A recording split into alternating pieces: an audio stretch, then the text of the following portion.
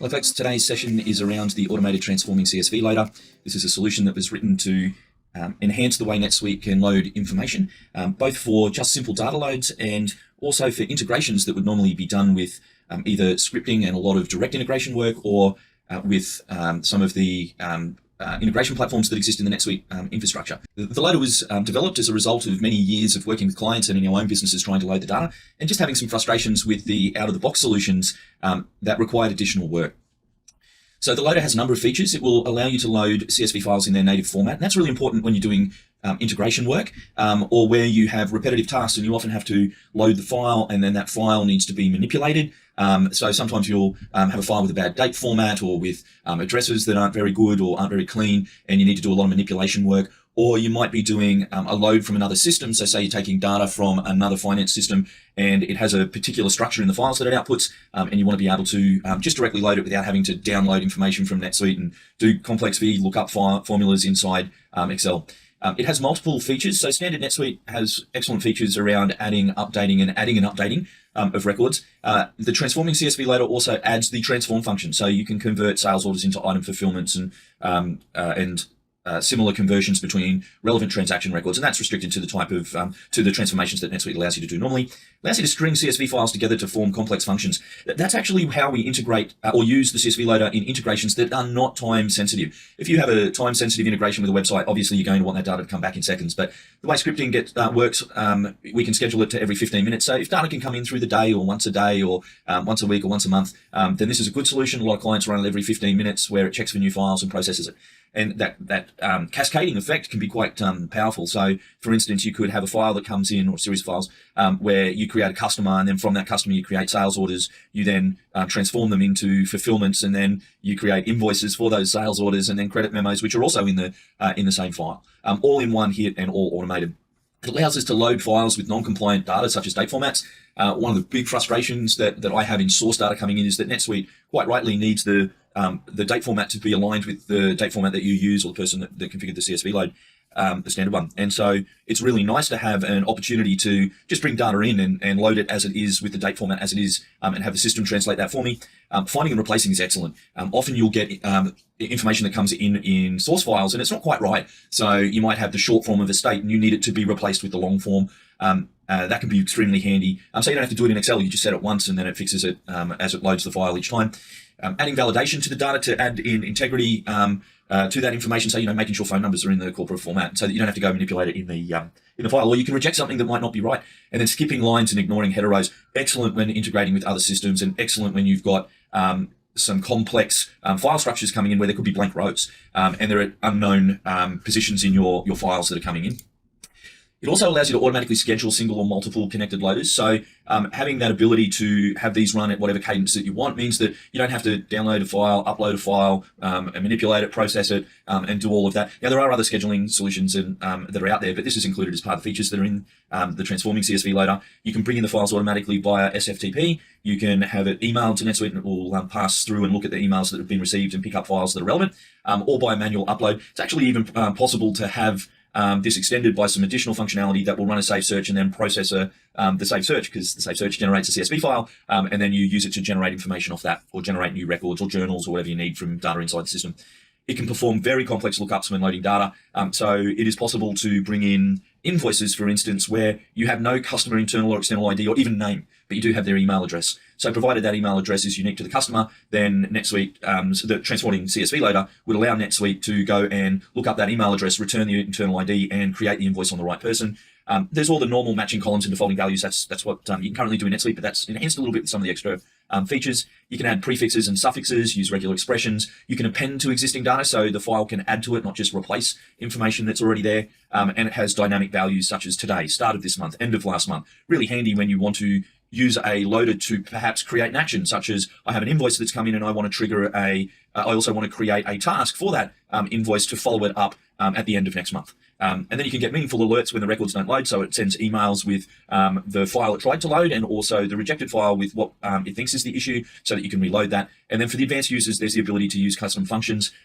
It's a very advanced feature, and usually used only by developers and people who would like to really push the limits, but that can be extremely powerful. Some we've used for clients before are balancing lines in journals for rounding. So frequently you'll get files that come in that have many decimal points, and NetSuite wants it to balance perfectly as it should. So there's functions that have been written in the past that will actually load that data. So when we say loading files in a native format, this is a file that would take a lot of manipulation to fix the issues. And it's going to be the sample that we use today. So in this case, we have issues that exist in multiple spots, all these red boxes, from 5 header rows, which would just be ignored, or five blank rows that we want to ignore. And then we want to get to our header row. We've got both invoices and credit memos mixed in here we need to create. We've got customers that we need to add or update. We have currencies that are in the wrong format. They don't resemble the NetSuite AUD or USD or whatever setup you've got on your currency. There's 2 different date formats. There's US and Australian date formats in here. It actually has a section at the bottom for new items that need to be created. None of these items exist in the system, and it's a mix of both inventory and non-inventory items that need to be loaded. And then it has no part number reference inside NetSuite or external or internal ID for the customer. So there's lots of problems here. Oh, and there's even a blank line at the bottom called end of file. Now, I've seen this typically a lot in the past with when I've been doing cutovers from other systems or integrating to other financial packages that will split out like a card record as opposed to a native CSV file. So the data's all there, but it's in a messy format. So the ability to pass through this and set it up easily so that it will load each one of these becomes really powerful. So it supports additional records. This is another important part to the loader. So the standard NetSuite CSV file is excellent. It hits a lot of the records. It's most of the ones that we all want as NetSuite admins and consultants. We add some additional fields additional records, that you can load to, including all of the ones named here. Essentially, all of the scriptable records that are available in NetSuite are able to be CSV loaded to, or potentially to. There are some exceptions to it where NetSuite is very careful and selective, making sure that we keep data integrity good. But generally, you'll see a little bit over double the amount of records that can be loaded. The steps are pretty simple. From a way this works, you set up a file cabinet folder or series of folders, depending on what you want to do. If you're just loading one file, it might be 1 or 2 folders. But if you're loading many, then or have many data types coming in, you might have a few. From there, you then create your first CSV loader. And if there's more CSV loaders to do, you go and create additional loaders. Then you sequence your loaders. So you say, I'm going to create my items first, and then I'm going to create my sales orders. Okay, because you can't create the item until the sales order exists. Can't create sales order until the item exists. And then you go through and you set a schedule if you want it to run automatically, or so you can do it manually, which I will do today. And then finally, you start sending your files into NetSuite and let it process. So the example that we're going to use today is taken from a real life customer. This has been made anonymous, the file, obviously. It's the one that we were looking at before, a very messy file. Where we've got a single file that we want to have multiple data types created, and we needed to load it every 15 minutes. So they wanted the data throughout the day. They wanted everything to create throughout the day, but it didn't need to be real time. If it needed to be real time, we would have built an integration or used one of the integration solutions that are out there. It had to apply across 65 subsidiaries because it was actually touching more than one system. It wasn't just one system sending to us. It was from lots of different companies that were kind of joined together, but they were using the same platform historically. And then they wanted it automated, and they wanted it to do the thing on the right-hand side, the structure on the right-hand side. So they wanted the file sent in by SFTP where they had that capacity, so it was nice and secure.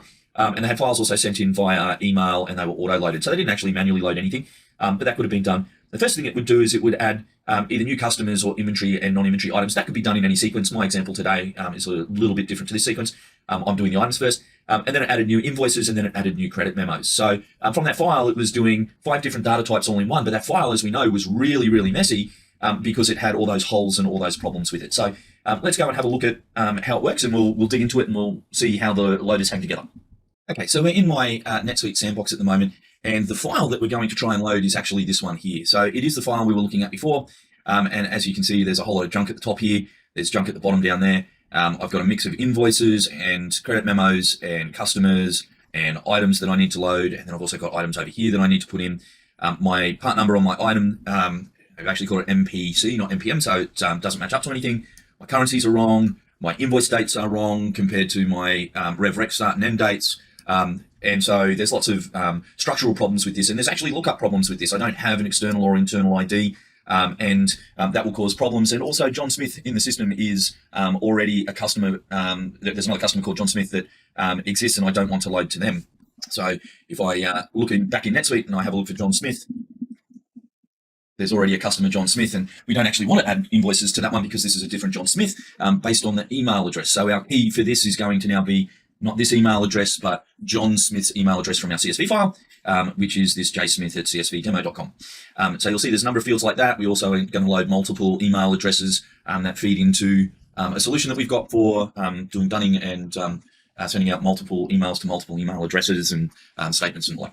So first things first, I'm going to, when you're configuring out a CSV loader, it's really good to understand the structure that you're going to load to. So we want to know what records we're going to load in what order, and are we going to connect them or not. So the first thing I'm going to do is create my file structure in my file cabinet.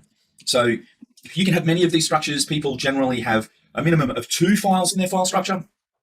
And usually there's a file that the CSV loader goes, or the CSV file that you want to process goes into, and then there's one where it ends up. And so many people have, 7 or 8 different loaders doing 7 or 8 different things. One might be loading cash sales, one might be loading journals, one might be loading items, one might be loading customers and another vendors.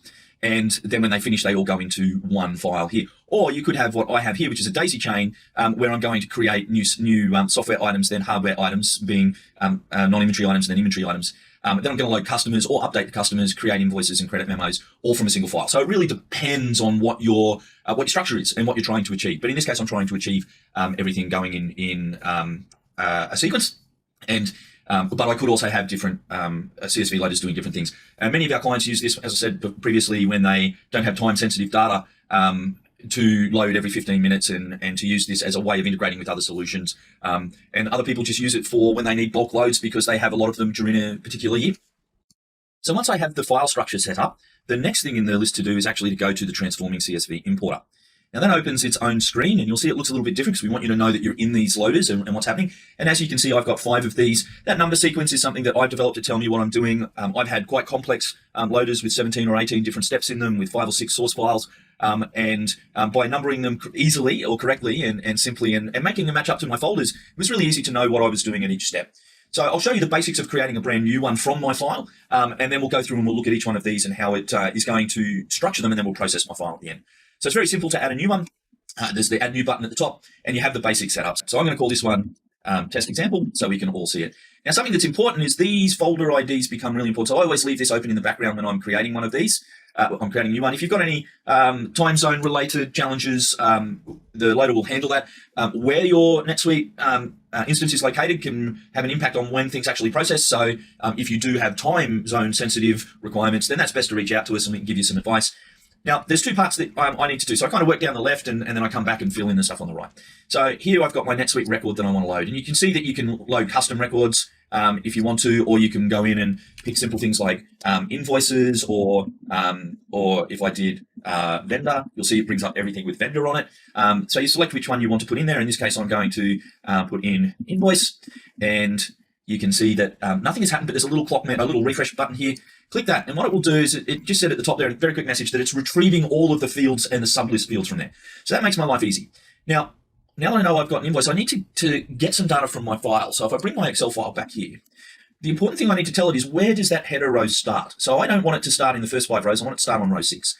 And I need to get back this information so I know what I'm mapping to. So if you've used the NetSuite standard CSV loader, CSV load process, then when we upload our file, it does the same thing. So I'm just going to load my file. That's my CSV loaded demo file, and you'll see it brought nothing back. And why did it bring nothing back? It's because I left it as row 1. Now row 1 this is my CSV file, and then it has a whole lot of blanks. And so you can see that it's going to come back with a bunch of blanks. So what I'm going to do is just reload that file with row 6, and you'll see that it will update this process. So there you go, I just hit it, and now it's brought in all of the columns. Now, important on this, if you add a new column into your file, make sure you add it at the end. It's quite important on the mapping, so lots of things here, you can just add it to there, or you can do another upload. Now, I have to tell it what I'm actually mapping to, so I'm going to use the invoice number from my file as the unique external ID. So when I look through the file, I know that every time I see the same invoice number, it's for the same invoice when I load it. Now, so that's standard NetSuite. You've got to map it on something so it knows what the record is. With my file cabinet, it tells me where I'm going to start. So my internal ID is 2458, and I'm going to make this go into 2459. Okay, or in this case, it's invoices. It's 2461, and it's going into 2963. So I'm going to go from 2461 and go into 2963. And if you want to run error mapping, if you want to run error alerts and success alerts, it does tell you when you successfully loaded as well. Then I highly recommend using the email functions here. And you can see on this side over here, my employee internal ID is number 5. So you can pick that, or -5, so you can pick whatever you need. Now this operation is really important. I'm going to add data, just like you do on a standard CSV load. I'm going to update it, I'm going to add update, or I'm going to transform it. Okay, and that transform is that new function that you don't often have. So I'm going to add or update my existing invoices. And then finally on this side up the top, and I do this last as a for a very deliberate reason, is that I want to make sure I've set everything down the bottom first. I'm going to send emails to the nominated person whenever it's complete. I'm going to send emails when there are no records. When nothing processes, I'm going to move it to the next step. And the reason that I want to do that is I don't want files clogging up my automation. Because remember, I'm trying to do an integration here. I'm trying to step through multiple things and automate them. When I find an error, I am not going to move it. I'm going to leave the file there so I can go and have a look at it. I could choose to move the file to the next step. And then what it would do is it would process everything it can, and it would just leave the 5 or 6 problem ones wherever I need to actually scratch that. That's wrong. I could choose to move it to complete, or I can choose to move it to do not move to complete, so it sits there and it doesn't progress any further. And then I can choose, these are already created CSV files, CSV loaders, so I can say I want you to go to number 5 automatically. So I'm going to go from I'm going to finish this CSV file, this load, and then I'm going to do the next one. So that's how we get our daisy chain together. The next major bit is actually the schedule. Schedule's important. I can select a start date. Okay, so I'm selecting tomorrow. You select a start time. So there's a little dial here. So I'm going to start it at 4:20 in the morning. Now, I wouldn't recommend starting it at 12 o'clock at night. One, daylight savings means that moves a little bit depending on where you are. Two, there's a lot of processes that people generally get to trigger at that time. So, but you can start it whenever you want. Just be aware that sometimes you're running other things. You can have an end date or no end date. So if you know that you're going to finish an integration at a certain point in time, you can set that. So you then choose your schedule, which is to run how frequently. So I could run, every 7 days, or I can run once a day or once a week or a month, every second month or yearly, whatever you need to do. There's also a number of repeats during during time. So, I want to run every minute. I want to run every hour. Now, if you do select minutes, note that you cannot run any faster than every 15 minutes. That's how frequently we can trigger the scripts automatically inside NetSuite. So if you do want to run it more frequently, then it's not going to make any difference whether I set 1 or 15. It's going to run in increments of 15 minutes. So once you've set that, you hit save. And then you move into your email rules. So this is where if the file's being emailed into NetSuite to an employee record that's in NetSuite with an email address, doesn't need to be necessarily a real person, just needs to be a real email address. Then your from fields, you can do things like if the from field contains from my external system 123 daily customer load or something like that. Then it can go through and it can look at the different words. So it looks at email addresses, the subject, the body, the domain, whatever you need to. So if this was from external system at 1234 and the subject contains daily load file, then it would process that and throw everything else out and wouldn't bother looking at it. So some smarts around that. And then when you get into the match columns, default values and skip lines. Now I'm going to look at an existing one for that because there's quite a lot of work that goes in there. So we're going to look at our the ones that we've already scheduled. So to get out of it, once you've saved it, you go back. If you've already got an existing loader, you can hit save as, so it's easy to set them up. So for instance, the file that created the invoices and the credit memos is very similar. The difference was a credit memo had a negative quantity and had a credit memo as a header, but the files are very similar and the fields are similar and the data is so similar that I was able to do a make copy and just change it to credit memo. So that make copy really is helpful when you've got lots of very similar files that you've got to load, but you want to load them to a different record or a different way. So I'm going to step through my default. I'm not going to look at the advanced at all today, and then we will do a run. Obviously, you can delete anything at the end. So let's go and have a look at our new software items. So looking back at our file, we're going to go load any of these records that don't exist already. So you can see there's a bunch of new items that we need to load. There's about 6 of them. So we're going to load those right now and see what they look like. On my homepage, I have created some shortcuts for myself to see what's already been loaded or not. So here we can see that there's nothing that's been created today. And then I've got the same for customers and invoices. So let's step through each one of these. So we can see that for our create new software items, I'm doing an add. I'm looking at the folder where the file will go, this top one, create software, and it's going to drop it into new hardware. Okay, pretty simple. Then it's going to use the part number as the unique bit. So in my file, it's going to use this field called MPC as the part number, and then it's scheduled an email. And the important bit is I'm going to match the columns. So I'm going to use the manufacturer part number, which they've spelled MPC, not MPM, and I'm going to load it to the item name, and I'm actually going to put a prefix in front of it. So when I load this record, it's going to take the CSV file, the column MPC, and it's going to load it into the item name, and it's going to use it as text, and at the front of it's going to put the word software. So you can then put suffixes on there. You can trim out spaces. You can add to things that are already there. So there's lots of little features down the bottom here that you can see. So that's what it's going to do at the start. And that's going to do this against a non-inventory item. So we're loading these first. Okay. I'm going to do the same with the MPN, the external ID, the sales description, and the manufacturer. So you can see in this, the CSV files description column is going into my sales description. Okay, so nothing very complex in this spot. I am defaulting some values, so I'm defaulting the subsidiary to number 6, which is the parent, and it's going to include children, so this item will be available everywhere. I'm defaulting it to taxable tax schedule, so you'll notice that these are numbers. That is because they are the internal IDs. whereas this one says true. And the reason for that is it's a yes, no, true, false field. The include items, children box on items is a true, false.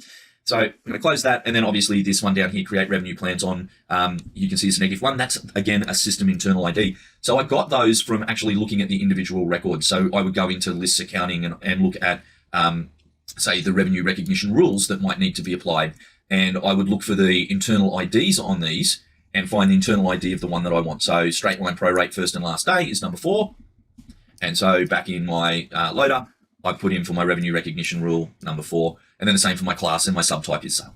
So what's also important here is skip lines. So in my file, I'm going to skip anything where the MPC column, the type column contains hardware, or where the type column is blank. So if I go back into my file, so this file, I could have picked a lot of fields for this, but this file had a type column that came in on the items because the client was loading items into different areas, and this is how it came out. So what it's going to do is it's going to skip anything that has hardware in it. It's going to skip anything with blank. So it's going to skip that line. It's going to skip this line. It's going to skip this line. It's going to skip that line, and it's going to skip that line. Oops, sorry, that one, that one, that one, and that one. So it's only going to process these ones in the middle. And of course, if there's already external IDs or anything like that that are in the system, it's going to it's not going to process anything because I've got adds, so it's not going to duplicate. So again, just knowing a little bit about your CSV files is important. And once I'm finished, I hit save, and that first one is created. For my hardware items, it looks very, very similar. The difference is I'm loading to an inventory item, and my match columns, instead I'm using a prefix of hardware item.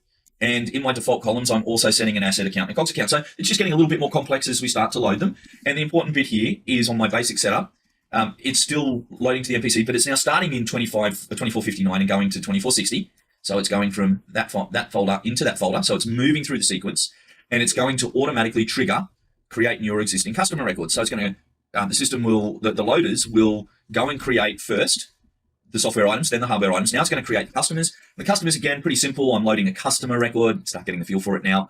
This time my external ID is based on email.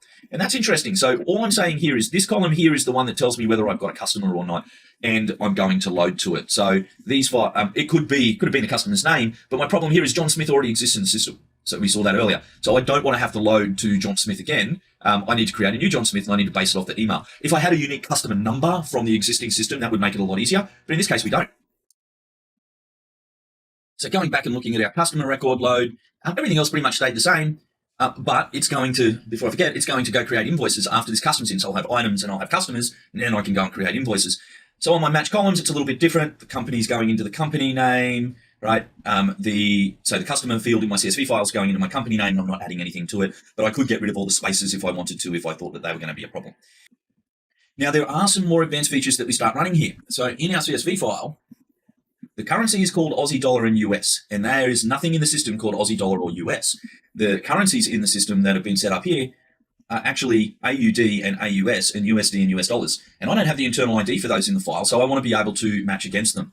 So in my, when I open that up, the CSV file's currency is going into the primary currency field, but instead of Aussie dollars going in, I'm replacing it with the internal ID of 1, and instead of US dollars, I'm replacing it with the value of 2. So now every time I run this, I will never need to look at that again. If I had another line come in here, so somebody actually called it AUD dollars, I could also set this one up as well. And of course, you can have these complex regex if you're very techo. So if it ever finds Aussie dollars or US or AUD dollars, it's going to go and process that, and you can have lots and lots and lots and lots of these. Okay. And then on our default values, you can then have subsidiary, terms, credit limits I'm setting, and my comments in this, I'm adding in there into the comments that it was, this record was created on today, a creation by CSV loader automatically. Please contact an admin if you need assistance. I can correct that and then save it, and that will then add some more information. So you can get very, very complex and add a lot of additional fields in here. You can even do things like add in some, say I had the invoice number was also the phone number, and I was going to put this into the phone number, mobile phone number. You can also add validation in for the field. So you can say this field has to be not empty, it has to be is a number, contain, needs to be in a list, does not contain, needs to have a particular regex match, so it has to be in a particular format.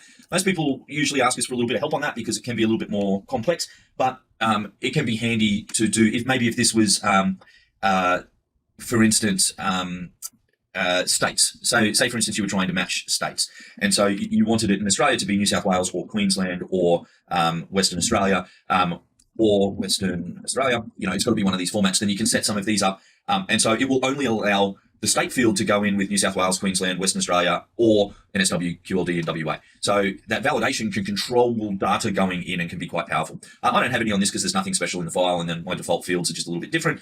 And go back. And then once that completes, it gets to the more interesting stuff, which is invoices, because it's loaded all the new items. It's then loaded the customer. It's then getting ready to load the invoice. And the invoice is going to be, again, an add.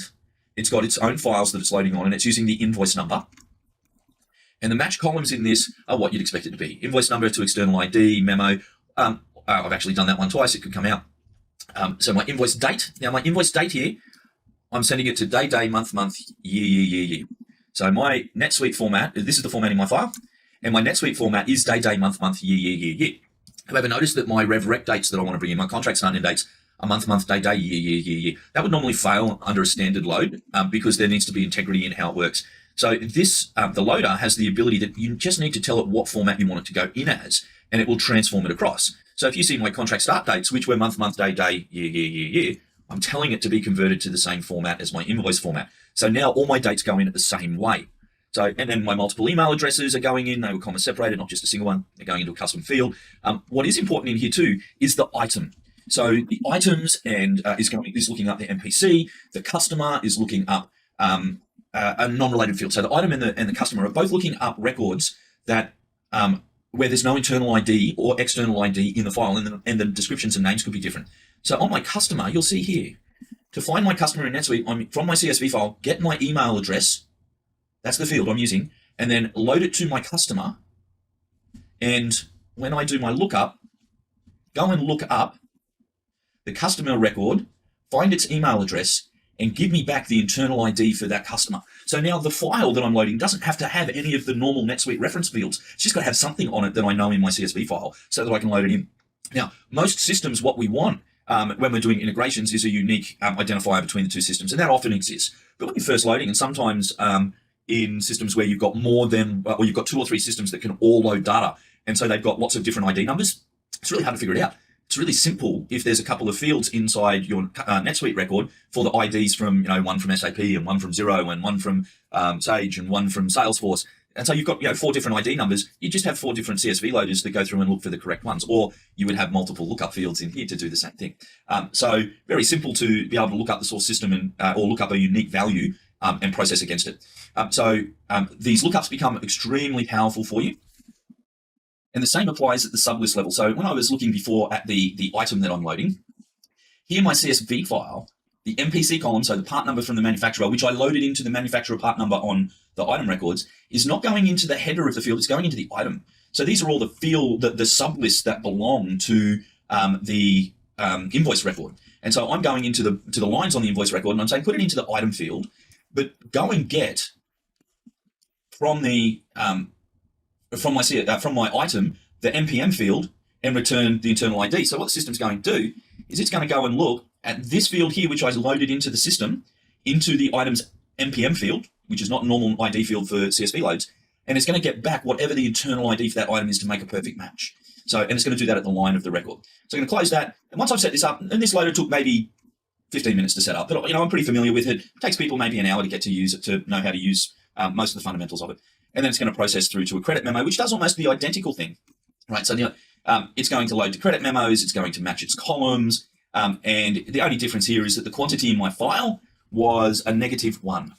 So you can see in my file here, my credit memo has a -1 in it, that field there, which the system wouldn't like very much. So what I've done is I've converted it by changing the type. So instead of it having a positive or negative sign like that, I've told it to just say, I don't care if it's positive or negative, make it a 1. So it's not a -1 credit memo, it's a unit of 1 credit memo, so it's going to post correctly. And once you finish that, they're all set up. So to set up a structure like this, where they flow from one to the next, took about 45 minutes to an hour. And the first few times probably takes a bit longer, but to now I have a cascading load from a file that's being sent automatically. Now that file is in my file cabinet at the moment. It's sitting down here incompleted because I ran some tests earlier. And what I'm going to do is I'm going to move that file back up into the first position in my file, in my set of loaders. So I'm going to save. So this would normally come in via SFTP for these guys. So it's in there. And now I can process each one. So I can do this manually or I can do it automatically. So I'm going to show you the automatic process. And the automated process, I'm just going to move a few things around so that you can see them nicely. So let's go back to here. So first thing we're going to do is we're going to see that there's no items created today, no customers created today, and no invoices created today. And the important thing here is what it triggers is actually a MapReduce script. So I'm going to just have a look at my script execution log here, or my script status rather. And I'm also going to open up my own employee record. So this is my employee record, and on the communication tab, it's got the process that's been followed. So you can see 1, 2, 3, 4, 5, and it's going through and telling me that they all processed successfully. Or if you've got a problem in them, it will tell you where it actually failed. Now, I know from this file that came out earlier today that there was a failure for a very specific reason.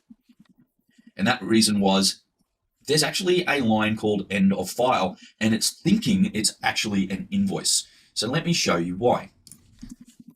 So on my file, on my import file, I'm looking up the invoice number for my invoice and credit memo loads. And I've got a line here that's got end of file, but it's got no dates in it. There's no data. So it thinks that's a brand new invoice. So I need to exclude that from my CSV loaders. So before I load, I'm going to go in, I'm going to edit my CSV loader, go to skip lines, and you can see I'm skipping any line where the column invoice number has the word CM in it. So it's going to skip anything with credit memo, and it doesn't care whether it's a large CM or a little CM, and it's going to skip all the blanks. And I'm also going to get it to skip if it contains the word end, and it's going to be case insensitive, save. So that means it's no longer going to process, and that's how fast it was to edit this. I'm doing the same thing on this one. I'm going to skip lines, going to add new on my invoice number. If it contains the word end, and I don't care about the case, and hit save, it's going to skip it if it's blank, an invoice, or end, because I'm loading credit memos. I only want the ones that are credit memos. So now I'm going to run this, and it should process from the top down through the bottom, and it should email me my alerts and then create items, customers, and invoices. So let's go and run this. Remember, if it's on a schedule, to do this automatically, otherwise I can just process manually. So I'm going to process this top one. It says, do you want to process it? I'm going to go yes. They're all set to run in sequence. So I'm going to just refresh my script deployment here. For the Techo people out there watching this, there's an execution log that shows you what's actually being created. So as I go back to my items, you can see it's already created the first 4. And if I go to my file cabinet and refresh this, you'll see it's dropped out of the first one into the second one. So now it's looking for the hardware items, and it's going to go and create those. So it's just created the 2 hardware items. So that means it's gone through to customers, and it's trying to create customers. So it's currently going to refresh it. So it says, hey, it's all done the first bit. It's now processing the next step. Right? I know I'm jumping around a lot, but I'm really just showing you that it's doing a whole lot of stuff behind the scenes at once. It's created my 2 customers in different, picked up the correct currencies. So ignored everything, put all the email addresses in there. And now it's trying to process the invoices from that one file. And it's also created my credit memo as well. So if I go into here and I look at my credit memo, you can see it's created the credit memo. When I go back on my employee record, I've actually been emailed that everything was successful. There were no problems in anything that happened. Why did I only get emails on 1 and 5? Because they're the only 2 where I said send it to some information to me if it is complete and everything worked. So you can set it up so you only get told if something doesn't work, or you can get told if everything works. When I look at my items, you can see that the items create with all of the details that I set in the file. On my purchasing, that's the special field that I'm using for all my lookups. I'm not using any IDs for it. It's setting all my accounting as per my standards, or I could, or my preferences. It's setting all my revenue recognition for my customers. I now have 2 John Smiths. You can see I've now got 2 John Smiths, 293 and 294. This customer here is 294, right? John Smith, the one I loaded today, and he's got all of his relevant information on him. It also loaded big customer as well, my credit memos and my invoices. I go to my invoices first. You can see I have an invoice for John Smith, for big customer, and I went to my customer, sorry. You can see I've got an invoice for big customer and an invoice for John Smith.